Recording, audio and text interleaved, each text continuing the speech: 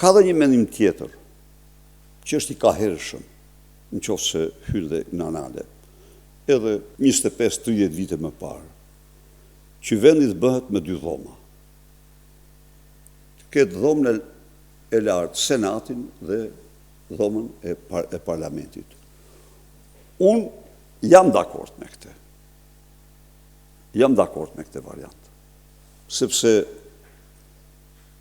sa do pak, por në qoftë se ndërton senatin, jo si një institucion blokues, se me blokim shteti nuk bëhet, nuk ndërtohet, por si një institucion frenues, do të themi në një farë mënyrë, atëherë i bën një të mirë vendit, ku një mazhorancë, pra, senati është i dobishëm. Shumë vende e kanë, ka të tjera që nuk e kanë. Shqipëria në rast se ngre një senat, vendos të ketë senat, atër pa diskutim që do të paksoj numrin e deputetëve. Kjo për këtë. Për bashkit jo, nuk jemi për zvoglim e numrit. Më shumë, më pak? Jo, unë them tjenë më shumë, por, ne kemi vu një kusht që është pranuar. Kushti ynë është që në Komisionin për Reformën Zgjedhore tjetë Odiri,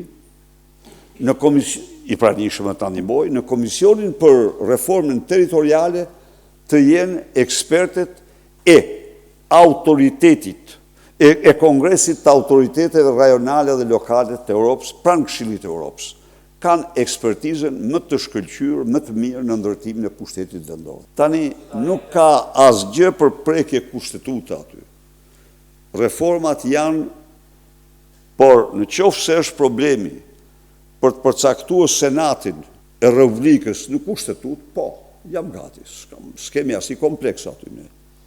Sepse besojmë që është një institucion i dobishëm dhe jo duke rënduar buxhetin e takspaguesve, por duke zvogluar numrin e deputetëve.